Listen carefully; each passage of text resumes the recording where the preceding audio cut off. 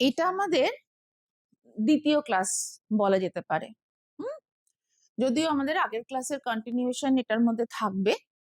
আমরা শুরু করেছিলাম শিক্ষা মনোবিজ্ঞান, সেটা পড়াতে গিয়ে আমরা পড়েছি মনোবিজ্ঞান কাকে বলে, মনোবিজ্ঞানের প্রকারভেদ, মনোবিজ্ঞানের বৈশিষ্ট্য, শিক্ষা মনোবিজ্ঞান কাকে বলে, শিক্ষা মনোবিজ্ঞানের প্রকৃতি, পরিধি ইত্যাদি গুলো আমরা পড়েছি, আগের ক্লাসে আমরা পড়েছি। বেশ, আজকে যেটা থেকে আমরা শুরু করব সেটা হচ্ছে শিক্ষা মনোবিজ্ঞানের বৈশিষ্ট্য।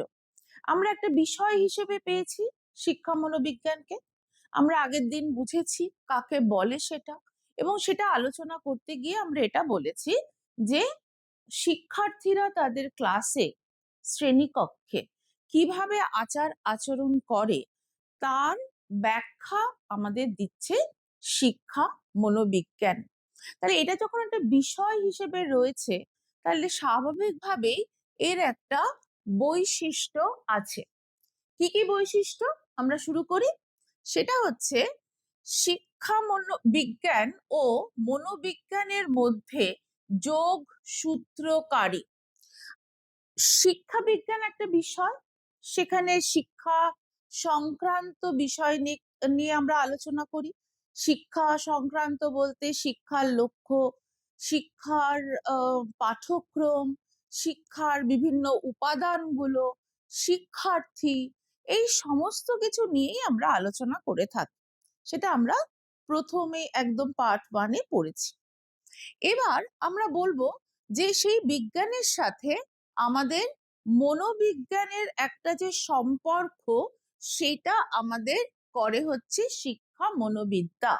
তাহলে মনোবিজ্ঞানের সাথে কেন সম্পর্ক আমরা পড়েছি, মনোবিজ্ঞান বলছে যে তার যে একটা প্রয়োগমূলক যে শাখা রয়েছে মনোবিজ্ঞানের, সেই প্রয়োগমূলক শাখার একটা অংশ হিসেবে শিক্ষা মনোবিদ্যার জন্ম। এবং শিক্ষা মনোবিদ্যা ক্লাসরুমে বা শিক্ষালয়ে তার শিক্ষার্থীরা কি ধরনের আচার আচরণ করবে সেইটা ব্যাখ্যা করে।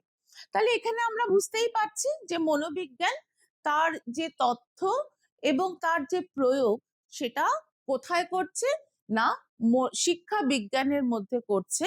তাই এটা দুটো বিষয়কে সংযুক্ত করছে, অর্থাৎ শিক্ষা বিজ্ঞান এবং মনোবিজ্ঞান এই দুটোকে একত্রিত করে শিক্ষা মনোবিজ্ঞানে রূপান্তর করছে। তাহলে এটা একটা বিজ্ঞান, এবং আমরা এটাকে এভাবেও বলতে পারি যে শিক্ষা মনোবিজ্ঞান হচ্ছে মনোবিজ্ঞানের ফলিত মনোবিজ্ঞানের একটি শাখা হলো। এবার দেখো, তারপরে বলছে এটা একটা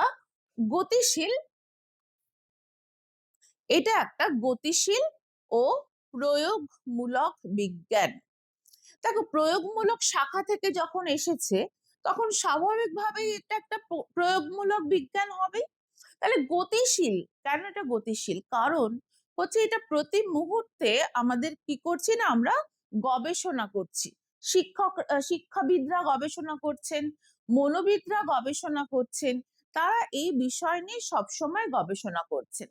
এই গবেষণা করার ফলে নতুন নতুন তথ্য আমাদের কাছে আসছে, এবং আমরা সেটাকে প্রয়োগ করছি, করে সেটাকে আমাদের একটা নতুন তথ্যে আবার আমরা সেটাকে ইনপুট করে দিচ্ছি, অর্থাৎ ঢুকিয়ে দিচ্ছি যে এটা আমরা নতুন বিষয় একটা পেলাম।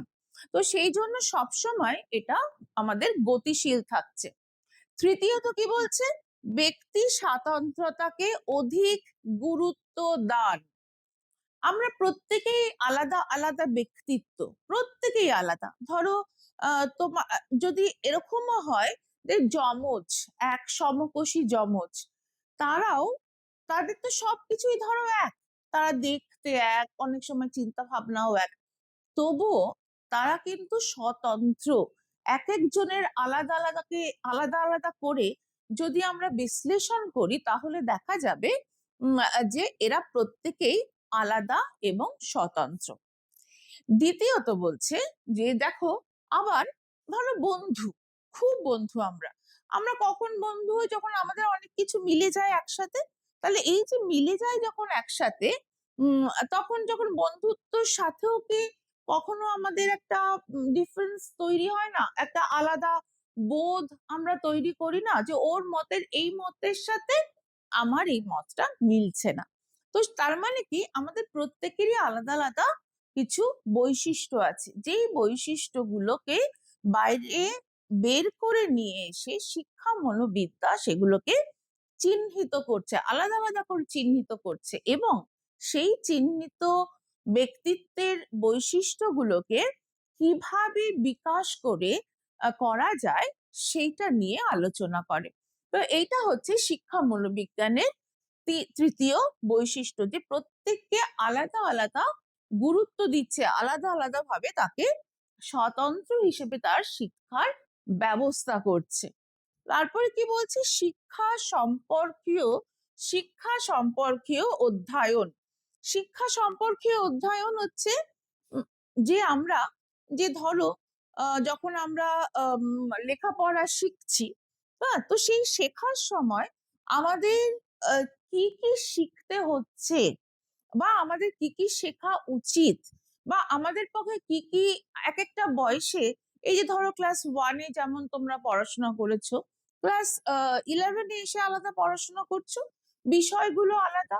বা ভেবে দেখো ক্লাস 5-এ তোমরা যে কবিতা বা গদ্য পড়েছো, সেই গদ্যটা আমরা আবার হয়তো তোমরা 9-10-এ গিয়েও পড়েছো, বা 11-12-এ এসেও পড়তে পারো।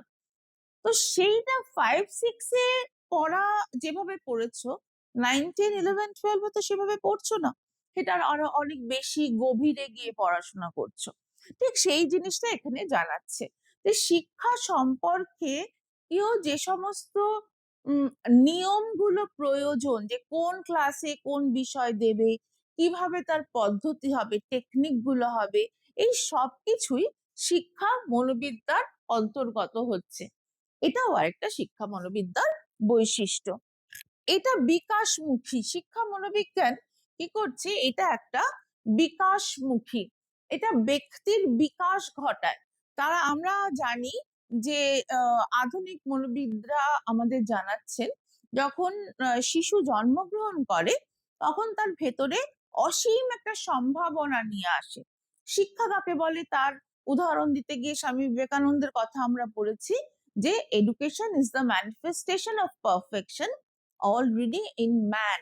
আমাদের মধ্যে সবটাই আছে, ঠিক একটা একটা বড় বিরাট একটা বটবৃক্ষের ছোট্ট একটা ফলের মধ্যে সেই বৃক্ষের যে বৈশিষ্ট্যগুলো রয়েছে, সেটা আমরা যতক্ষণ না সেই ফলটা থেকে সেই গাছটা হচ্ছে আমরা বুঝতে পারবো না। ঠিক তেমনি শিশুদের মধ্যেও যে পরবর্তীকালে তার যে বিকাশ হবে, সেই বিকাশগুলো ভেতরে থেকে যায় ও ছোট্ট শিশুটার মধ্যে।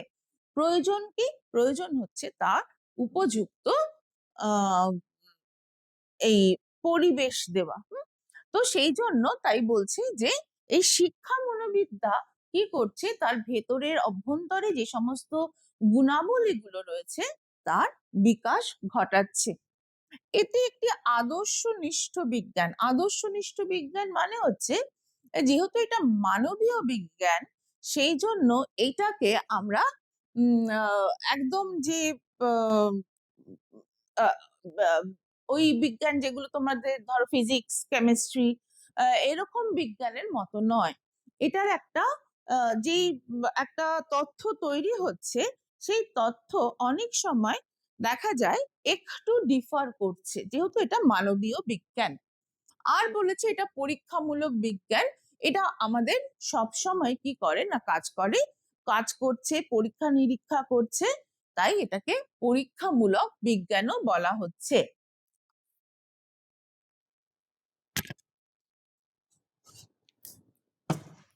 এরপরে আমরা চলে যাব শিক্ষা মনোবিজ্ঞানের প্রয়োজনীয়তার ক্ষেত্রে।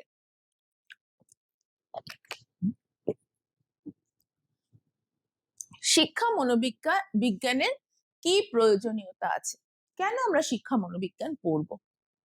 দেখো এখানে, দেখো তোমাদের চার্টে 3টে বিভাগের কথা রয়েছে। একজন হচ্ছে শিক্ষক, একজন হচ্ছেন অভিভাবক, অভিভাবিকা বা প্যারেন্টস একসাথে বললে, আর শিক্ষা প্রশাসক, এডুকেশনাল অ্যাডমিনিস্ট্রেটর। তাহলে কি বলছে, আমাদের টিচারদের কেন প্রয়োজন হচ্ছে, কেন শিক্ষা মনোবিদ্যার প্রয়োজনীয়তা রয়েছে, শুধুমাত্র ছাত্রছাত্রীদের জন্য নয়, আমাদের শিক্ষার ক্ষেত্রেও আমাদের এই শিক্ষকের প্রয়োজনীয়তা রয়েছে, শিক্ষকের এই সম্বন্ধে জ্ঞান থাকার প্রয়োজনীয়তা রয়েছে। কি কি আছে দেখি। প্রথমে বলছে যে জন্মগত প্রবণতা সংক্রান্ত জ্ঞান, শিখন সংক্রান্ত জ্ঞান, ব্যক্তিগত বৈষম্য সংক্রান্ত জ্ঞান, এছাড়া আছে স্বাভাবিক বিকাশ সংক্রান্ত জ্ঞান, শিখন সঞ্চালন সংক্রান্ত জ্ঞান, অবসাদ সম্পর্কে জ্ঞান, মানসিক স্বাস্থ্যের সমস্যার সমাধান করতে লাগে, নির্দেশনা দিতে লাগে, মূল্যায়নে সহায়তা করতে লাগে এবং শ্রেণীকক্ষ পরিচালনা করতে লাগে। এই যে শিক্ষকদের যে এই যে এতগুলো কাজ রয়েছে, এই প্রত্যেকটা কাজের জন্য আমাদের শিক্ষা মনোবিদ্যার জ্ঞান থাকা প্রয়োজন, অর্থাৎ মনোবিজ্ঞানের জ্ঞান এখানে আমাদেরকে সাহায্য করছে। আমরা আসছি একটা একটা করে। জন্মগত প্রবণতা সংক্রান্ত জ্ঞান, যখন শিক্ষক আসেন ক্লাসে তখন বিশেষ করে ছোট বয়সটাতে এটা বেশি লাগে, কারণ বড় হয়ে গেলে অলরেডি আইডেন্টিফাইড হয়ে যায়, অলরেডি আমাদের ততক্ষণে চিহ্নিত হয়ে যায়। তো ছোট ক্লাসে যখন ছোট বাচ্চারা আসে তখন তারা জন্মগত কিছু প্রবণতা নিয়ে আসে। তাহলে এই জন্মগত প্রবণতাগুলো কি কি থাকতে পারে এবং একজন শিশুর ভেতর থেকে সেই জন্মগত প্রবণতাগুলো বাইরে বের করে নিয়ে আসার জন্য যে যে কর্মগুলো দিতে লাগে, সেইগুলোর জ্ঞান যদি না থাকে শিক্ষকের, তাহলে কিন্তু শিক্ষক সেই শিশুটির ভেতরে যেই গুণটা রয়েছিল, প্রবণতাটা রয়েছিল, সেটা সে কখনোই বুঝতে পারবে না, ফলে শিক্ষার্থী ডিপ্রাইভড হবে বা তার ভেতরে যে প্রকাশটা সেটা নষ্ট হয়ে যাবে। দ্বিতীয়ত বলছে যে স্বাভাবিক বিকাশ সংক্রান্ত জ্ঞান, স্বাভাবিক বিকাশ সংক্রান্ত জ্ঞান। স্বাভাবিক বিকাশ, একজন শিক্ষার্থী স্বাভাবিক বিকাশকে কিভাবে আমরা পরিণত করতে পারবো সেই বিষয়টাকে জানাচ্ছে হচ্ছে এই শিক্ষা মনোবিদ্যা। স্বাভাবিক বিকাশ মানে কি করে বিকাশ হবে, তার প্রথম কথা হচ্ছে আমাদের শারীরিক বিকাশ ঘটাতে হবে। আমরা জানি আমাদের প্রাক প্রাথমিক শিক্ষাতে সেই খেলার মাধ্যমে শিক্ষা করানো হয়ে থাকে, সেখানে বাচ্চারা শিশুরা খেলছে, উন্মুক্ত প্রান্তরে খেলছে বা কখনো খেলতে খেলতে শিখছে। এই যে খেলাটা, এটার খেলার মধ্যে দিয়ে তার শারীরিক বিকাশ, তার মানসিক বিকাশ, তার প্রাক্ষবিক বিকাশ, তার সামাজিক বিকাশ ঘটছে। তাহলে এই যে স্বাভাবিক যে বিকাশ, অর্থাৎ তার যে দৈহিক বিকাশ সে খেলাধুলার মাধ্যমে করছে, তার যে মানসিক বিকাশ সে যখন ওই গোল গোল গুলো দেখানো হয় বা কোনো খেলনা দেওয়া হয় তার শেপ শেখে, তার সে গুনতে শেখে, ওইগুলো 1 2 3 4 করে গুনতে শিখছে, তো সেগুলো তার বিকাশ, মানসিক বিকাশ ঘটে। তার প্রাক্ষবিক বিকাশ ঘটে। একজন শিশু যখন স্কুল বিদ্যালয় তে আসে, তার বাড়ির থেকে আসে, তখন তার প্রক্ষোভ গুলো থাকে অপরিণত, সে জোরে চিৎকার করে কেঁদে ফেলছে, তার ইচ্ছে মতো সে চলছে, কিন্তু সেগুলো যে সমাজে চলতে গেলে সেটা ঠিক হবে না, সেটা কিন্তু সে এই বিদ্যালয়তে এসেই শিখছে, শিক্ষকরা তাদেরকে শেখাচ্ছে, তার বিকাশ ঘটে। সামাজিক বিকাশ ঘটছে, অন্যান্য বাচ্চাদের সাথে সে মিশতে শিখছে। প্রথমে সে তো এসে, তোমরাও নিশ্চয়ই করেছো যে অনেক কেঁদেছো, তারপরে বাবা মাকে ধরে তখন যে প্রাইমারি প্রি প্রাইমারি এডুকেশনে যারা থাকে সহ কর্মচারীরা, তারা তোমাদেরকে নিয়ে যাচ্ছে, নিয়ে গিয়ে রাখছে, অনেকক্ষণ কাঁদছো, 2 3 দিন তো খুবই কেঁদেছো, তারপরে আস্তে আস্তে বন্ধু হওয়া শিখছো, যে তোমার মতনই আরো আশেপাশে বন্ধুত্বরা রয়েছে, তোমাদের যিনি পড়াচ্ছেন, যিনি তোমাদের খেলাচ্ছেন, তার সাথে একটা সম্পর্ক তৈরি হচ্ছে, এরকম ভাবে বিকাশ ঘটছে। শিক্ষণ সংক্রান্ত জ্ঞান আমরা কিভাবে শেখাবো, এক একটা ক্লাসে শেখানোর পদ্ধতি এক এক রকম হয়ে থাকে। যেমন ধরো প্রি প্রাইমারি এডুকেশনে যেভাবে পড়ানো হয়ে থাকে, প্রাইমারি এডুকেশনে সেভাবে পড়ানো হয় না, বা ধরো মাধ্যমিক লেভেল পর্যন্ত যেভাবে পড়ানো হয়ে থাকে, উচ্চ মাধ্যমিক লেভেলের ক্ষেত্রে সে ধরনের পড়ানো হয় না। প্রত্যেকটা বয়সের জন্য, প্রত্যেকটা ক্লাসের জন্য বিভাগে সেখানে পড়ানোর পদ্ধতি আলাদা। পড়ানোর পদ্ধতি মানে হচ্ছে যে শুধু লেকচার মেথড নয়, পড়ানোর পদ্ধতি মানে হচ্ছে কোয়েশ্চেন আনসার মেথড। আমি তোমাদের ছোট ছোট প্রশ্ন করব, আহ তোমরা আমাকে উত্তর দেবে। বা ধরো কিছু ধরো ধরো আমি একটা ভূগোল পড়াচ্ছি, ভূগোল পড়ানোর জন্য অবশ্যই আমার একটা ম্যাপের প্রয়োজন বা একটা গ্লোবের প্রয়োজন। বা ধরো আমরা কিছু ছবি দেখাতে পারি যে বিষয়টা পড়াচ্ছি। সাপোজ ধরো আমরা রক্স পড়াচ্ছি, মানে আমাদের যে খনিজ পদার্থ, বা ধরো আমাদের পাথরের উপরে পড়াচ্ছি, সেইগুলো যদি আমরা সামনে নিয়ে এসে, বেলে পাথর, ধরো বেলে পাথর যদি একটা উদাহরণ সামনে নিয়ে এসে তোমাদের দেখানো হয়, তাহলে দেখবি সেটা আমাদের মনে থেকে যাবে, তাই না? আমরা যে এই যে সোনার কেল্লা, তোমরা মোটামুটি সবাই দেখেছো সোনার কেল্লা, সেইখানে তাহলে ওই যে জয়সালমীরের ওই যে দৃশ্য আমরা দেখেছি, সেটা যখন আমাদের ভূগোলে আমরা পড়ি, তখন আমাদের চোখের সামনে সেটা ভেসে ওঠে, তাতে আমরা আনন্দ করে পড়তে পারি। তো শিক্ষার্থীদের আমাদের প্রথম এবং প্রধান যে কর্মসূচি, সেটা হচ্ছে শিক্ষার্থীদেরকে আনন্দের মাধ্যমে কি করে শেখানো যায়। তো সেই সংক্রান্ত জ্ঞান আমাদের কে দেয়? না, আমাদের এই শিক্ষা মনোবিদ্যা আমাদেরকে দিয়ে থাকে। শিখন সঞ্চালন সংক্রান্ত জ্ঞান, আমাদের শিখন সঞ্চালিত হয়, অর্থাৎ একটা কিছু শিখলাম আমরা, সেই শেখাটা আমাদের অন্য শেখার ক্ষেত্রেও আহ সঞ্চালিত হয়ে যায়। যেমন ধরো, যদি কেউ কখনো আমরা সাইকেল চালানো শিখে থাকি, সেই সাইকেল চালানোর জন্য যে ব্যালেন্সিং এর প্রয়োজন হয়, সেই ব্যালেন্সিংটা পরবর্তীকালে স্কুটার বলো বা বাইক বলো, এগুলোতে চালাতে সুবিধা হয়ে থাকে। এটাকে শিখন সঞ্চালন বলে থাকছে। অর্থাৎ একটা শিখনের জ্ঞান যখন আরেকটা শিখনের ক্ষেত্রে সাহায্য করে, তখন তাকে বলা হয় শিখন সঞ্চালন। তো এই যে শিখন সঞ্চালন কিভাবে একটার সাথে আরেকটা, যেমন যে শিখনকে সঞ্চালিত করা যায়, সেটা আমরা শিখিয়ে থাকি। যেমন ধরো, যে অনেক সময় অনেক বড় বড় ওয়ার্ড থাকে, তাই না? আমরা মনে রাখতে পারছি না, কিছুতেই মনে রাখতে পারছি না। তখন কি করি, ওই যে শব্দটা, ওই যে বড় একটা শব্দ, সেটার সাথে আমরা আরেকটা আমাদের চেনা কোনো শব্দকে একটা টাই আপ করতে পারি, আচ্ছা, এটা ওই শব্দটা আমার খুব পরিচিত, এই শব্দটা মনে রাখবো, তাহলে আমার ওই শব্দটা মনে এসে যাবে। তো এরকম ভাবে আমরা শিখন সঞ্চালন ঘটিয়ে থাকি। ব্যক্তিগত বৈষম্য, যেটা ঠিক একটু আগেই আমরা বলছিলাম, যে প্রত্যেকেই আমাদের ব্যক্তিগত বৈষম্য রয়েছে, সেই বৈষম্য অনুসারে প্রত্যেক শিক্ষককে তাদেরকে আহ শেখাতে হবে। যে সকলেই যে একরকম পারবে তা নয়, সকলেই যে শিক্ষার ক্ষেত্রেই ভালো হবে তা নয়। তার হয়তো স্পোর্টস এর দিকে তার সহজাত প্রবণতা রয়েছে, বা সে খুব ভালো আঁকতে পারে, বা আবৃত্তি করতে পারে, বা তার ভেতরে গানের খুব সুন্দর গান গাইতে পারে, এরকম, বা আঁকতে পারে, এরকম তার যে স্বাভাবিক প্রবণতা রয়েছে, সেই প্রবণতা অনুসারে তাকে শিক্ষা দেওয়ার বন্দোবস্ত করতে হবে। অবসাদ, অবসাদ একটা বর্তমানে খুব গুরুত্বপূর্ণ একটা শব্দ।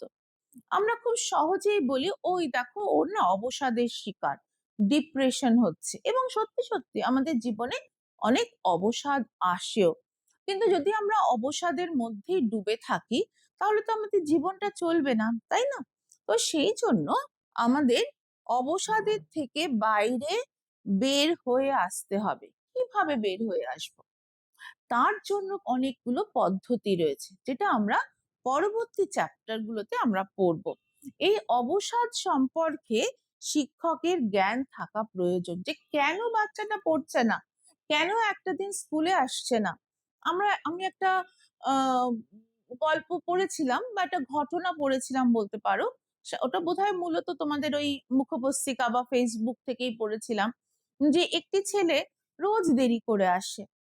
শিক্ষক মহাশয় তাকে মারেন, বকেন, কিন্তু সে কিচ্ছু বলে না, উত্তর দেয় না, সে মাথা নিচু করে আসে। এবং শেষের দিকে দেখা যাচ্ছে, বেশ কিছুদিন এরকম চলার পরে শিক্ষক মহাশয়কে কিছু বলতে হচ্ছে না, সে হাতটা পেতে দিচ্ছে যাতে শিক্ষক মহাশয় তাকে মারেন। তা স্কেলের বাড়ি মারেন। তো একদিন সকালবেলা শিক্ষক মহাশয় বেরিয়েছেন, হাঁটতে বেরিয়েছেন। তিনি দেখছেন ওই ছেলেটিকে, সে একটি সাইকেল নিয়ে বিভিন্ন বাড়িতে বাড়িতে খবরের কাগজ বিলি করে যাচ্ছে। শিক্ষক মহাশয় চুপ করে দাঁড়িয়ে দেখলেন, দেখে কোনো কথা না বলে চলে আসলেন স্কুলে যেমন আসে। আর সেই ছেলেটিও যেমন আসে তেমনই সেই দেরি করে আসলো। তখন এসেই সে শিক্ষক মহাশয়ের সামনে হাতটা এরকম পেতে দিল, শিক্ষক মহাশয় তাকে মারবেন। আজ আর শিক্ষক মহাশয় তাকে মারলেন না। শিক্ষক মহাশয় তো মানুষ, শিক্ষক মহাশয় সবাইকে ভালোবাসেন। তো তিনি সেই ছেলেটিকে জড়িয়ে ধরলেন। কারণ তিনি বুঝতে পারলেন তার পরিবারের প্রয়োজনের জন্য ছেলেটি কাজ করছে। ওইটুকু ছেলে সকালবেলা উঠে খবরের কাগজ দিয়ে তার যেটুকু পয়সা হয় সেটুকু বাড়ির জন্য লাগছে দিয়ে সে স্কুলে আসছে। তাই এই হচ্ছে শিক্ষক মহাশয়, এবং এই আমাদের জ্ঞান শেখায়, শিক্ষা মনোবিদ্যা আমাদের শেখায় যে শিশুকে বোঝো, বকার আগে আমাদেরকে জানতে হবে তার কেন এই সমস্যাটা হচ্ছে।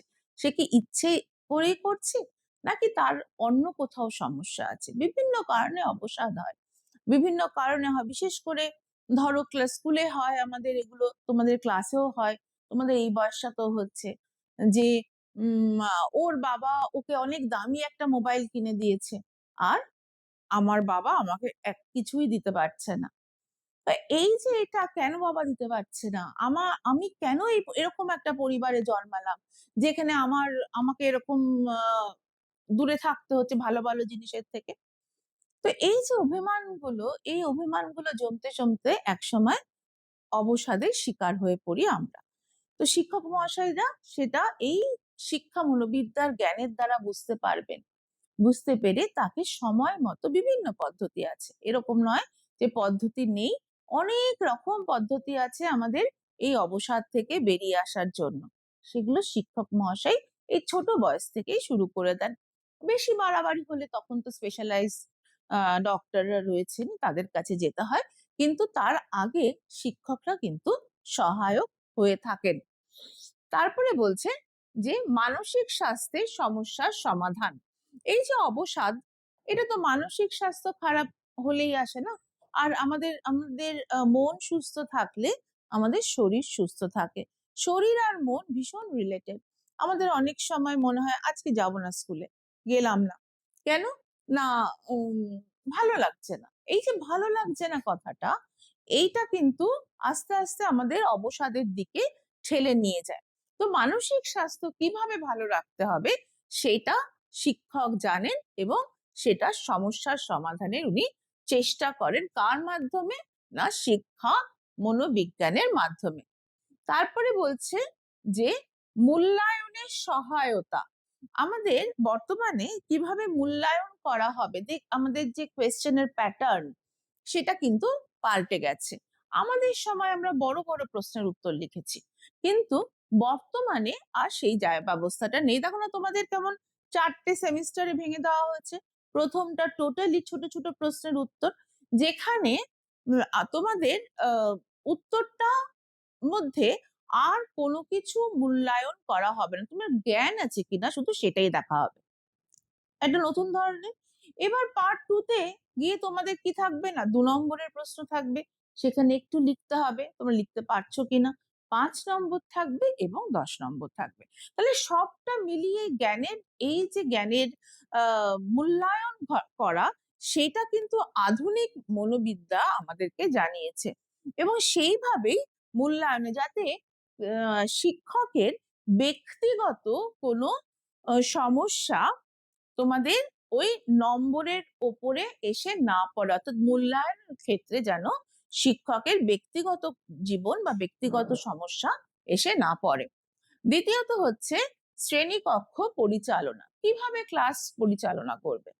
যে সবাই চিৎকার করছে, হই হই করছে, বা শিক্ষক একটা রুল নিয়েছেন, রুল নিয়ে মারছেন, ঠাস ঠাস ঠাস ঠাস করে মারছেন না, এটা শিক্ষা, এটা পরিচালনা বলে না। প্রথমত শিক্ষা মনোবিদ্যা বলে যে শাস্তি দান কখনোই করা উচিত না, মারা কখনোই উচিত নয়। তো তাহলে কিভাবে হবে? শিক্ষক মহাশয় সেই জ্ঞানটা থাকতে হবে কি করে মুহূর্তে ওই টিফিনের পরে যে ক্লাসটা হই হই চলতে থাকে সেইটাকে চুপ করিয়ে ফেলা। তার জন্য আমাদের কি থাকে? এইডস থাকে, পড়ানোর যে সমস্ত উপকরণগুলো থাকে, এই যে আমি আগেই বললাম পড়ানোর উপকরণ, শিক্ষণ সংক্রান্ত জ্ঞান, এই পড়ানোর উপকরণগুলোকে আমাকে প্রডিউস করতে হবে। ধরো যদি ক্লাসরুমে সুবিধা থাকে, স্মার্ট ক্লাস থাকে, তাহলে আমি একটা ভিডিও চালিয়ে দিলাম, আমি যে বিষয়টা পড়াবো সেই বিষয় সম্বন্ধে রং বেরঙের ভিডিও এখানটায় আসছে, তখন বাচ্চারা স্বাভাবিকভাবেই হা হয়ে চুপ করে থাকবে। তারপরে ক্লাসটা যখন বন্ধ হয়ে গেল, তখন আমরা কি করব না, পড়াতে আস্তে আস্তে সেই বিষয়টা নিয়ে আমরা এগোতে থাকবো। গল্পের মাধ্যমে পড়াবো, গল্প করতে করতে পড়াবো। শিক্ষার্থীদেরকে যদি আমরা বলি এই তুমি মিথ্যে কথা বলো না, এই তুমি চুরি করো না, এরম ভাবে বললে অনেক সময় না কথাটা আমাদের অনেক সময় আমরা নিতে পারি না। কিন্তু আমরা যদি গল্পের মাধ্যমে বলি যে এটা ঠিক এটা ভুল, তাহলে কিন্তু সেটা অনেক বেশি কার্যকর হয়। তাদের মনে তখন তারা চিন্তা করে যে এই কাজটা তাহলে আমার করা উচিত হয়নি। এইভাবে শ্রেণীকক্ষ পরিচালনা করা আমরা শিখছি শিক্ষা মনোবিজ্ঞানের মাধ্যমে। তারপরে বলছে নির্দেশনা দান। নির্দেশনা দান আমাদের কখন করতে হয়? যখন আমাদের প্রয়োজন হয়। যেমন ধরো এটা দু ধরনের হয় নির্দেশনা দান, একটা শিক্ষাক্ষেত্রে হয় আর একটা বৃত্তির ক্ষেত্রে হয়।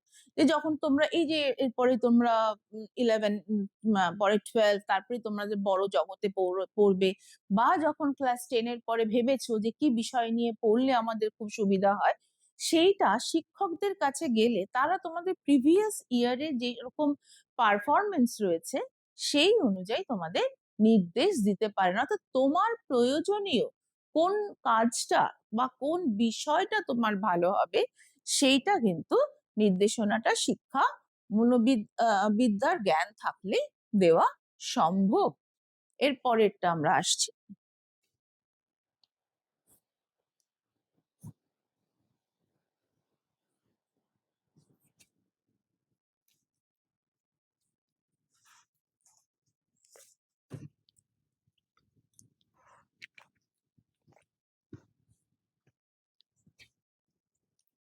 দেখো, শুধুমাত্র শিক্ষকরা যে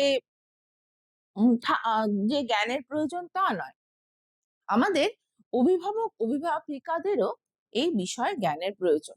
কিরকম প্রয়োজন আমরা আসছি। বিষয় নির্বাচন, আমরা লাস্ট পয়েন্টটা কি বলেছিলাম? আমরা লাস্ট পয়েন্টটা বলেছিলাম যে নির্দেশনা দান, অর্থাৎ কোন বিষয় নিয়ে পড়াশোনা করবে সে, আর কোন বিষয় সে চাকরি বাকরি বা বৃত্তির ক্ষেত্রে তা সে যাবে।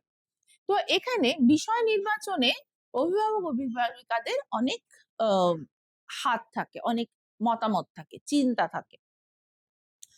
সব চারিদিকে দেখছে যে ডাক্তার ইঞ্জিনিয়ার ওরকম বড় বড় বড় বড় অনেকেই অনেক কিছু হয়েছে, কিন্তু আমার ছেলেকেও তাই হতে হবে। কিন্তু সব ক্ষেত্রে সেটা হয় না, কারণ এক একজনের বৈশিষ্ট্য এক এক রকম থাকে, তাদের স্বাভাবিক প্রবণতা এক একটা দিকে থাকে, সে এক একটা বিষয় তার ভালো লাগে। আমরা গার্জিয়ানরা বা আমরা যারা অভিভাবক অভিভাবিকা থাকি, তারা সেটাকে মানতে চাই না, আমরা সমাজের পেছনে দৌড়তে থাকি যে কি হবে। তো সেটাই এখানে বলছে যে এই যে এই জ্ঞানটা যদি এদের থাকে, তাহলে কোন বিষয়ে আমার সন্তান ভালো করবে সেটা আমি বলে দিতে পারবো। অস্বাভাবিক আচরণের সংশোধন, আমার সন্তান অস্বাভাবিক আচরণ করছে, সে মিথ্যে বলছে, সে চুরি করছে, আমরা গার্জেনরা, আমরা বাবা মারা অভিভাবকেরা অনেক সময় সেটা মানতে চাই না। প্রথম মানতে চাই না, আমার এই দীর্ঘ কর্মজীবনের অভিজ্ঞতার সঙ্গে সামনে নিয়ে আমি বলছি যে প্রথম মানতে চাই না কোনটা? প্রথম মানতে চাই না যে আমার সন্তান বড় হয়ে গেছে। আমার সন্তান কবে বড় হয়ে গেল এটা আমরা ঠিক ধরতে পারি না। তাই অনেক ক্ষেত্রেই দেখেছি যে যদি কখনো আমার সন্তান আমাদের আমরা কিছু অন্যায় করে, আমরা সেটাকে মানতে পারি না। আমি গার্জেনদের ডেকে দেখেছি যে তারা বলেন, না না আমার সন্তান এরকম বাজে কথা বলতে পারে না, এরকম চুরি করতে পারে না, বা এরকম অন্যায় কাজ করতে পারে না। তখন আমরা ওদেরকে প্রমাণ দেখাতে হয়, তখন তারা কান্নায় ভেঙে পড়ে, বলছে এটা এরকম কবে হলো, আমরা তো বুঝতে পারিনি, আমরা তো জানতে পারিনি। তো সেই জন্য এই বাড়িতেও তাদের সন্তানদের আচরণের প্রতি নজর রাখা প্রয়োজন অভিভাবকদের। অভিভাবকরা তাহলে সেই অস্বাভাবিক আচরণের সংশোধন সংশোধন কিভাবে করতে হবে তারা সেটা জানবেন। শিক্ষা মনোবিদ্যা এই জ্ঞানটা শেখায়। শিশুকে চাপ মুক্ত করতে হবে। আজকালকার দিনের বাচ্চারা তো খেলতে খেলতে যায়ই না প্রায় বললেই চলে, বা যেটুকু খেলার সময় পায় সেখানে আবার কাউকে সুইমিং এ দেয়, কেউ হয়তো ফুটবল খেলে, মানে সবকিছু একটা নিয়মে আবদ্ধ। যে ইচ্ছে মতন দৌড়লাম ফাঁকা মাঠে, দৌড়লাম ফাঁকা মাঠে, খেললাম কাদার মধ্যে, গড়াগড়ি খেলাম। ফুটবল খেলতে গেলে যেমন হয়, যেমন যার ইচ্ছে, কিন্তু সবাইকেই একদম হয় সচিন তেন্ডুলকার বানাতে হবে, না হলে একদম বিরাট কিছু গায়ক বানাতে হবে, গায়ক গায়িকা বানাতে হবে। বাবা মাদের এটা একটা ভীষণ খারাপ অভ্যাস থাকে। তো সে কিন্তু মনোবিজ্ঞান বলছে, শিক্ষা মনোবিজ্ঞান বলছে শিশুকে চাপ মুক্ত রাখো, তাকে তার মতন করে হালকা ভাবে দাও। এইটা শুনে কিন্তু আবার বাবা মাকে গিয়ে বলো না যে আমরা চাপ মুক্ত থাকতে চাই তাই আমরা পড়াশোনা করব না। পড়াশোনাটা তো অবশ্যই করতে হবে, কিন্তু চাপ মুক্ত অর্থাৎ আনন্দে করতে হবে সেটাকে। কেমন? আচ্ছা, তারপরে হচ্ছে কৈশোরকালীন বিভিন্ন সমস্যা।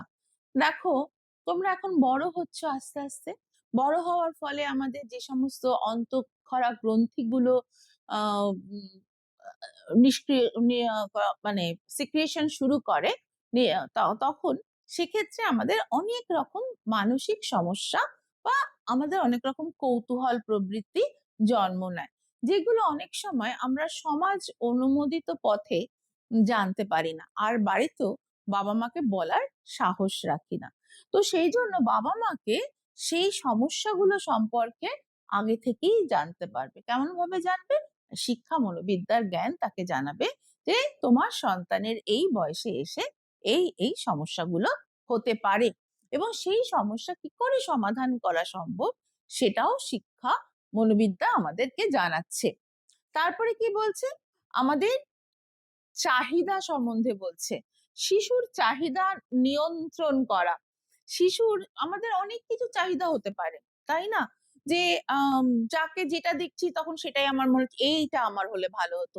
একটা মোবাইল কিনলাম, তারপরে কিছুদিন বাদে দেখলাম যে আরেকজনে এটার থেকেও ভালো একটা মোবাইল রয়েছে, তখন আমার মনে হয় না এইটা আমার ভালো লাগছে না, ওইটা আমার দরকার। বা ধরো একটু বড় মোবাইল তো অনেক বড়, ছোট ছোট বাচ্চাদের দেখেছি রাবার, হয়তো একটা খুব সুন্দর একটা রাবার একজন বন্ধু নিয়ে এসছে, সে মনে করলো এটা আমার খুব ভালো লাগছে, উপায় নেই, তখন চুরি করে নিল। হ্যাঁ, পেন্সিলটা নিয়ে নিল কারো, একটা সুন্দর দেখতে একটা ওয়াটার বটল রয়েছে, আমি ওটা নিতে পারবো না, ভেঙে ফেলি। এইরকম নানান রকম সমস্যা দেখা দেয় আচরণের।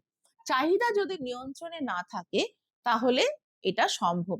অভিভাবকদের জানাচ্ছে শিক্ষা মনোবিদ্যা চাহিদা কি করে নিয়ন্ত্রণ রাখতে হয়। কারণ অনেক সময় আরেকটা কথাও বলার, যে অনেক সময় হয় দেখা যায় যে বাবা মারা কি করছে, যে সারাদিন বাইরে থাকছে, সেই সেই যে একটা গিল্ট কনসিয়াস, সেইখান থেকে তারা কি করছে, সন্তানদেরকে জিনিস দিয়ে তার সেই অপরাধ আহ মনে, সে অপরাধ করেছে বলে তার মনে হচ্ছে যেটা, সেটার থেকে বাইরে আসতে চাইছে। তো সেই সবগুলো আমাদের অভিভাবকদের শেখানো হয়ে থাকে এর মাধ্যমে। শিশুর শিক্ষার প্রতি প্রেরণা সঞ্চার করা। আমাদের প্রেরণা কোনো বিষয় বা প্রেরণা যদি না থাকে, অর্থাৎ ভেতর থেকে যদি ইচ্ছে না হয়, সেই জিনিসটা কখনো করানো যায় না। আমাদের ঘষে মেজে আমরা বড়জোর ক্লাস 10 পর্যন্ত কোনো রকমে একটু ভালো রেজাল্ট করিয়ে দিতে পারি, তারপরে কিন্তু হয় না। তো সেটা কিভাবে করতে হবে? মেরে ধরে বকে না, তাকে সেই বিষয়টাকে এত সুন্দর করে উপস্থাপন বা তাকে এরকম ভাবে উদ্বুদ্ধ করা প্রতি মুহূর্তে, যে উম যাতে তার শিক্ষার প্রতি একটা ভালোবাসা তৈরি হয়। কি হয় জানো, যে তোমরা ভেবে দেখো, তোমরা এখন যে বয়সে এসছো, যে তোমাদের তোমাদের পড়তে ভালো লাগছে না, চুপ করে বসে আছো, নখ খুঁটছো, আসলে অন্য কিছু ভাবছো। তোমার মা এসে একদম দুম দুম করে পিঠের মধ্যে দিল, চুল ধরে এরম এরম করে নেড়ে দিল। তখন তোমাদের তো তখন এখন বড় হচ্ছ, জোরে চিৎকার করে কাঁদতে পারছো না, অপমানে চোখ দিয়ে জল পড়ছে। তোমাদের তখন মনে মনে জেদ হয় না যে পড়বই না, যাও আমি পড়বই না, কিছুতেই পড়বো না। এইটা করলে চলবে না। এটার একটা উপায় আছে। কি উপায়? সেটা আমাদের শেখাচ্ছে শিক্ষা মনোবিদ্যা। শিশুর মূল্যবোধ গঠন, মূল্যবোধের বিষয়টা খুব গুরুত্বপূর্ণ, বিশেষত আজকের সমাজে। আমাদের মনে আছে আমরা যখন ছোট ছিলাম তখন তো বাসে যাতায়াত করেছি। তো সেই বাসে উঠলে যারা বয়স্ক যারা থাকতেন, আমরা উঠে দাঁড়াতাম। উঠে দাঁড়ালে তাদেরকে বসতে দিতাম, বা হয়তো দেখতে পাচ্ছি যে বাচ্চা কোলে নিয়ে একজন ভদ্রমহিলা উঠেছেন, তাকে উঠে আমরা বসতে দিতাম। এই জায়গাগুলো ছিল।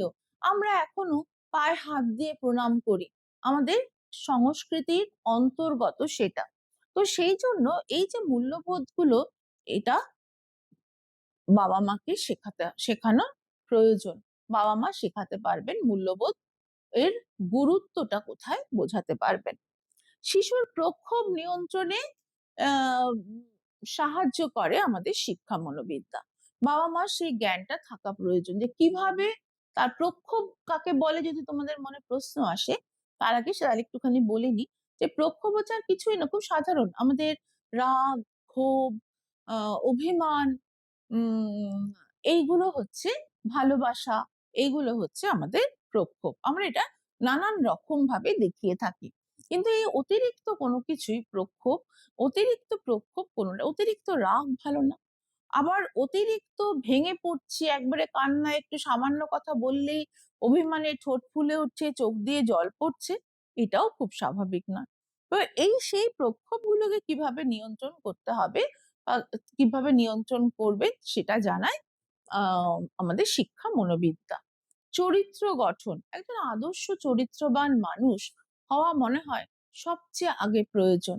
তাহলে আজকের যে সমাজটা তৈরি হয়ে আছে, আমরা খালি সমাজের দোষ দিই, তাই না? বলি যে আজকে এরকম সমাজ হচ্ছে। সমাজ কারা? সমাজ তো আমরাই, আমরাই তৈরি করছি, আমরাই গঠন করছি। বাবা মারা গঠন করছেন। তাহলে বাবা মারা যদি নিজেদের জীবন আদর্শ ভাবে চলে, তাহলে সেটা দেখেই শিক্ষার্থীরা কিন্তু বা ছোটরা কিন্তু শিখে থাকে।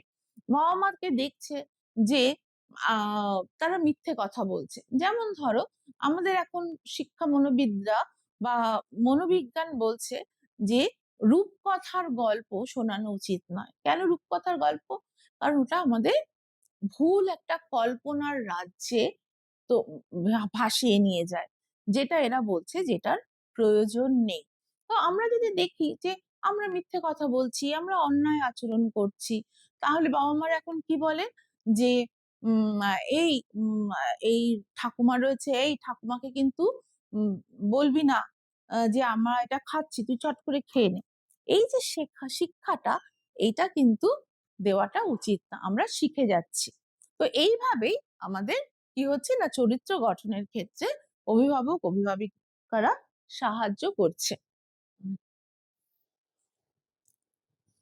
এবার আসি আমরা শিক্ষা প্রশাসকের ক্ষেত্রে।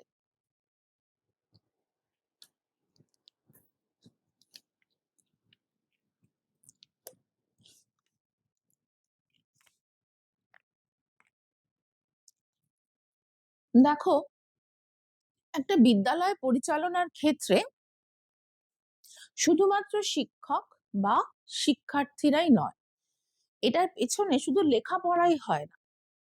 শিক্ষার ক্ষেত্রে, শিক্ষালয়ের ক্ষেত্রে, জানো তো, প্রশাসনেরও প্রয়োজন রয়েছে। অর্থাৎ পুরো স্কুলটা কিভাবে রান করবে। অনেকগুলো ক্ষেত্র রয়েছে, তোমাদের পরীক্ষা হয়, তোমাদের রুটিন দেওয়া হয়, তোমাদের বিভিন্ন যে প্রোগ্রাম গুলো অর্গানাইজ করা হয়, এই সবটাই কিন্তু প্রশাসকদের কাজ। তাই এই শিক্ষা মনোবিদ্যা কিন্তু শেখায় এই প্রশাসন কিভাবে কাজ করবে। শিক্ষামূলক বিভিন্ন সিদ্ধান্ত গ্রহণ হচ্ছে, ধরো তোমাদের একটা সারা বছরের একটা রুটিন দিয়ে দেওয়া হলো, বলা হলো যে এই বিষয় পড়ানো হবে, ফার্স্ট ইউনিটে থাকবে, এই বিষয় পড়ানো হবে, সেকেন্ড ইউনিটে থাকবে, এই বিষয় পড়ানো হবে, থার্ড ইউনিটে থাকবে। কিন্তু কোনো প্রাকৃতিক কারণ বা বিভিন্ন কারণে আমাদের সব সময়ের ক্লাসটা হয়ে উঠলো না। তাহলে এই যে সব সময়ের ক্লাসটা হয়ে উঠলো না, পুরো সেশনটা আমরা পেলাম না, সেক্ষেত্রে আমাদের কি হয় যে সিলেবাসটা শেষ হওয়াটা একটু অসুবিধে হয়ে যায়। তখন এই যে প্রশাসক যারা থাকেন শিক্ষা ক্ষেত্রে, শিক্ষার যে বিদ্যালয় রয়েছে সেখানে যারা প্রশাসনিক যারা থাকে, যারা গভর্নিং বডি থাকে, আমাদের আমাদের যারা এই শিক্ষা পরিচালনা করা, ওই রকম কিছু কয়েকজনকে নির্বাচন করে করা হয়। তো সেই যে জায়গাটা, সেখানটায় তারা তখন ঠিক করে যে কিভাবে সিলেবাসটা কোন সময় ঠিক করা হবে, কখন এক্সট্রা ক্লাস নেওয়া হবে, বা কখন বাড়িতে প্রয়োজন পড়লে আমরা অনলাইন ক্লাসের ব্যবস্থা হবে, সেই সবটাই কিন্তু এই প্রশাসকরাই ঠিক করে থাকেন। তো সেরকমই শিক্ষামূলক বিভিন্ন সিদ্ধান্ত গ্রহণের ক্ষেত্রে এই সময়টা শিক্ষা মনোবিদ্যা শেখায় যে কখন কিভাবে এটা করতে হবে। দ্বিতীয়ত বলছে শিক্ষার্থীদের শ্রেণীবদ্ধকরণ। দেখবে অসাধারণত অনেক সময় শিক্ষাবিদরা বলে থাকেন যে কিছু কিছু ক্ষেত্রে এখনো এই বিষয়টাতে এখনো আমরা স্থির সিদ্ধান্তে পৌঁছতে পারিনি। কখনো বলা হয়ে থাকে যে খুব ভালো স্টুডেন্ট যারা, তাদেরকে একটা আলাদা সেকশন করে দিতে, মিডিওকারদের একটা করতে, আর যারা একটু পিছিয়ে পড়া তাদের জন্য আলাদা সেকশন করতে।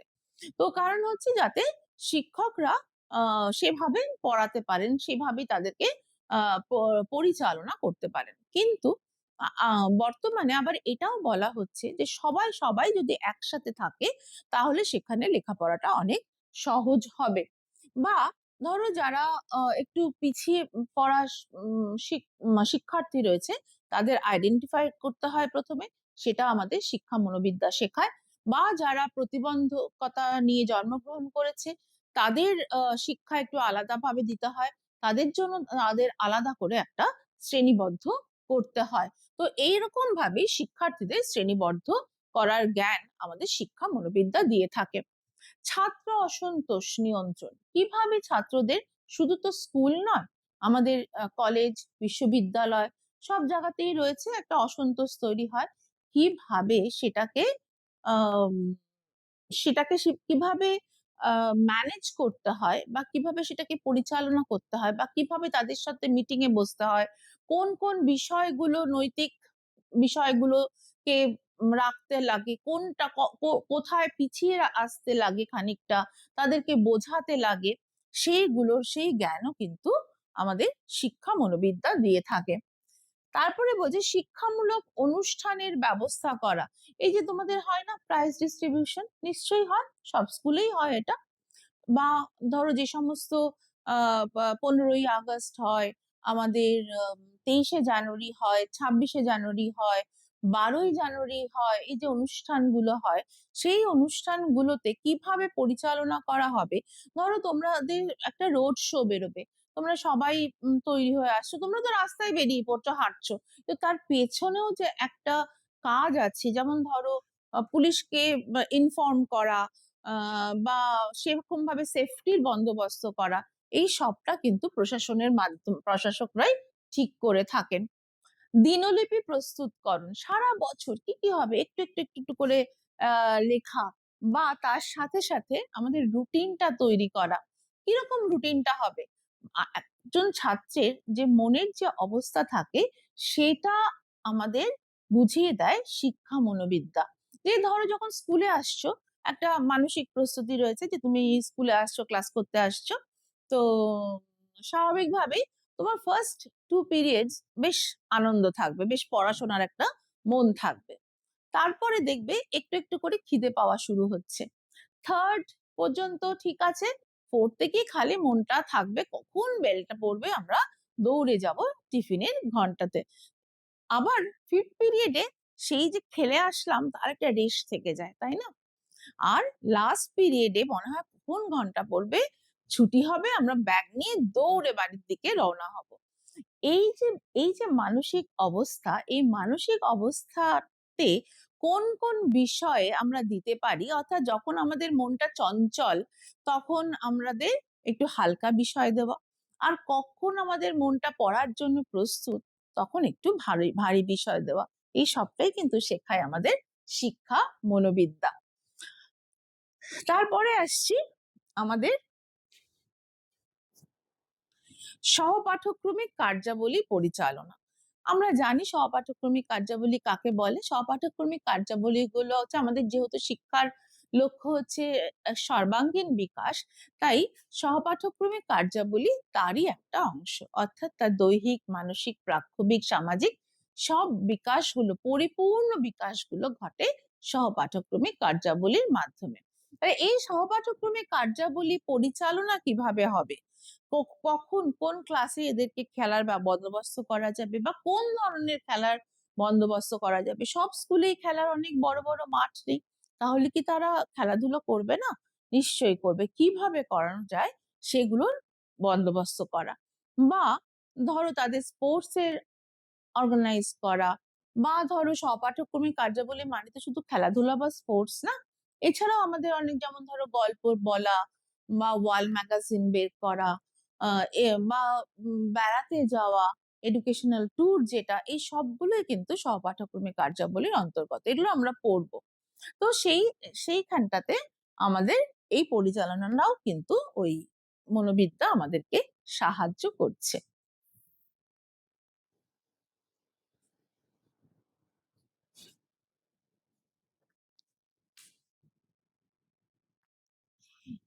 তাহলে আমরা অনেকটা শিখে ফেলেছি, তাই না? শিক্ষা মনোবিদ্যা সম্বন্ধে আমরা অনেকটা শিখে ফেলেছি। এবার আর একটু বাকি আছে, এই চ্যাপ্টারটার মধ্যে আর একটু বাকি আছে। সেটা হচ্ছে যে শিক্ষা মনোবিদ্যা কিভাবে আমাদের শিক্ষার তাত্ত্বিক দিক এবং ব্যবহারিক দিকের উপরে তার প্রভাব বিস্তার করেছে। এটা প্রথমটা দেখো, দেখতেই পাচ্ছ শিক্ষার তাত্ত্বিক দিকের উপরে মনোবিদ্যার প্রভাব। এখানে একটা চার্ট করা হয়েছে, আমরা এই চার্টটা ধরে একটু একটু করে পড়ছি। প্রথমে কি বলেছে, শিক্ষার উদ্দেশ্য ও মনোবিজ্ঞান। আমাদের দেখো যে কোনো বিষয়েই তো একটা উদ্দেশ্য থাকে, উদ্দেশ্যহীন কাজ তো আমরা করি না, তাই শিক্ষার উদ্দেশ্য তো অবশ্যই রয়েছে।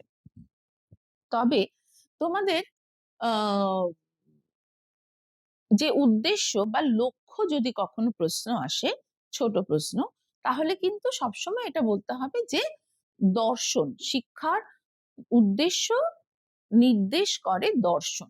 কিন্তু শিক্ষা মনোবিদ্যাও বা মনোবিজ্ঞানও এই শিক্ষার উদ্দেশ্যের উপরে প্রভাব বিস্তার করে।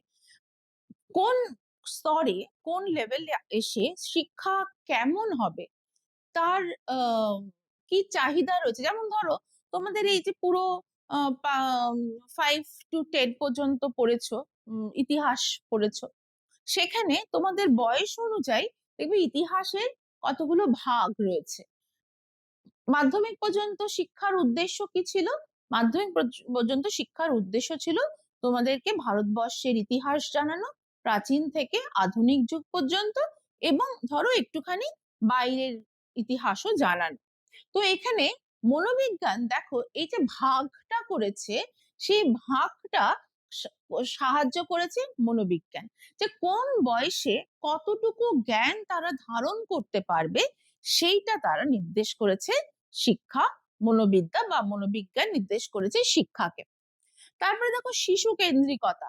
আগে ছিল যে শিক্ষকরাই প্রধান, শিক্ষাক্ষেত্রে শিক্ষকরাই প্রধান, তো শিক্ষকরা যা বলবেন, যেমন বলবেন তেমন ভাবে করতে হবে, এবং শিশুদেরকে মনে করা হতো তারা একটা শূন্য পাত্র, আর শিক্ষকরা তাতে জ্ঞান দান করতেন। আমরা জানি এটা গোলস্যাক থিওরি আমাদের এটা বলে থাকে। তো এই যে শিশু কেন্দ্রিকতা, শিক্ষা শিশুকে কেন্দ্র করে ঘুরবে, এই জ্ঞানটা কিন্তু দিচ্ছে আমাদের মনোবিজ্ঞান। মনোবিজ্ঞান এটাকে জানাচ্ছে যে শিশু একটি আলাদা সত্তা, সেই সত্তাকে জেনে নিয়ে, অর্থাৎ তার আগ্রহ, প্রবণতা, চাহিদা, ইত্যাদিগুলোকে জেনে নিয়ে সেই অনুযায়ী তাকে শিক্ষা দিতে হবে। শিক্ষা পদ্ধতি কেমন হবে? আমাদের যে শিক্ষা পদ্ধতি, যে বললাম একটু আগে, যে আমাদের কোন ক্লাসে কিভাবে আমাদের পড়াতে হবে, সেইগুলো দেখো। তোমাদের ক্লাসে আমরা যতটা লেকচার মেথড ফলো করি, আমাদের ছোট ক্লাসে কিন্তু ওরকম লেকচার মেথড ফলো করলে হবে না। তাদের জন্য কিন্তু হাতে কলমে লেখাতে হবে, তাদেরকে বোর্ড ওয়ার্ক ভালো করে করতে হবে। এই সবগুলো কিন্তু আলাদা আলাদা ভাবে আনতে হবে। তো সেই পদ্ধতিটা কেমন হবে সেটা আমাদের কে শেখাচ্ছে? না, মনোবিজ্ঞান শেখাচ্ছে। বিদ্যালয়ের ধারণা, যে কোন ধরনের বিদ্যালয় কোন অঞ্চলে উপযোগী। ধরো যারা শহরে থাকছে তাদের বিদ্যালয়ের সময়টা একরকম হয়, বা ছুটির সময়টাও একরকম হয়, কারণ সেই অঞ্চলের সুবিধা অসুবিধা অনুযায়ী। গ্রামাঞ্চলগুলোতে কি হয়, যে সেখানে একটা চাষের সময় থাকে। সেই যে চাষের সময়, সেই সময় যারা বাচ্চারা থাকে তারাও মাঠে চলে যেতে হয়। তাহলে সেই সময় যদি পড়ানোটা থাকে, তাহলে তো তারা পড়াশোনা করতে পারবে না। তাই ওই সময়টা তাদের ছুটি দেওয়া হয়ে থাকে, অন্য সময় তাদের ছুটিগুলোকে কেটে দেওয়া হয়। বা ধরো শীতের যে অঞ্চলে শীতের রাজ্য, সেখানে শীতের ছুটিটা আমাদের বড় থাকে। যেখানে গরম বেশি পড়ে সেখানে গরমের ছুটি আমাদের বেশি দেওয়া হয়ে থাকে। বা বিদ্যালয় কোন ধরনের বিদ্যালয় হলে সেটা ভালো হবে, যেমন ধরো মেয়েদের সেজন্য আলাদা করে বিদ্যালয় রয়েছে, ছেলেদের আলাদা করে বিদ্যালয় রয়েছে, আবার কোএডুকেশন রয়েছে। কোথাও কোথাও নাইট স্কুল আছে। প্রয়োজন অনুযায়ী আমাদের বিদ্যালয় তৈরি করতে হবে, সেইটাও আমাদের মনোবিদ্যার সাহায্য নিয়ে। সক্রিয়তার নীতি, আমাদের যে বলা হয় যে শুধুমাত্র ধরো এই যে তোমরা এখন ইউটিউবের ক্লাস করছো বা শুনছো, এটা অনেক সময় একটু মনোটোনাস লাগে, তাই না? যদি নোট লিখতে থাকো, আচ্ছা ম্যাম কি বলছেন, একটু নোট লিখি, তাহলে দেখবে সেইটাই অনেক আহ ভালোভাবে তুমি শুনছো বা মনে রাখছো। ওই একটা চালিয়ে দিয়ে শুনতে নিলাম, চালিয়ে দিয়ে চুপ করে বসে আছি, ঘুম পেয়ে যাচ্ছে, বা অন্য কথা চিন্তা করছি। কিন্তু যদি লিখি, এই যে সক্রিয়তাটা, এটা মনোবিদ্যা আমাদের শেখালো, যে তুমি যদি সক্রিয় রাখো তোমার নিজেকে, তাহলে দেখা যাবে যে সেই শিক্ষাটা অনেক বেশি ফলপ্রসূ হচ্ছে। তো সেই জন্য এটা মনোবিদ্যা আমাদেরকে শেখাচ্ছে, এটা আমাদের তাত্ত্বিক দিকের উপরে এটার প্রভাব রয়েছে।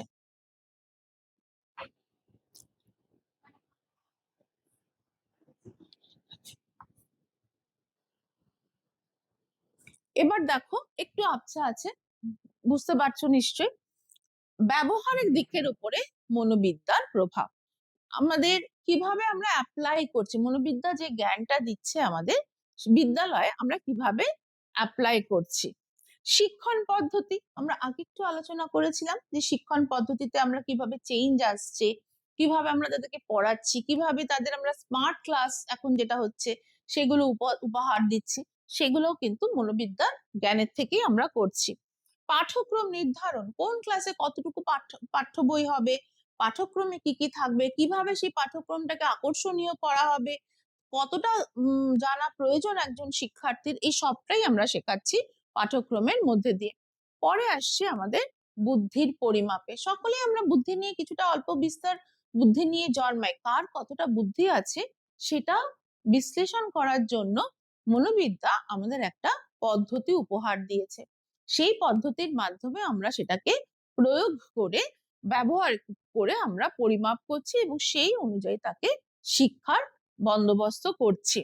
মূল্যায়ন ব্যবস্থা কেমন হবে? ওই যে আগে বললাম যে ছোট ছোট প্রশ্নের মাধ্যমে বা বড় প্রশ্নের মাধ্যমে কিভাবে আমরা এটাকে নম্বর দেব, সেটা আমরা মূল্যায়ন করছি, এভাবে মূল্যায়ন ব্যবস্থা হচ্ছে। শিখনের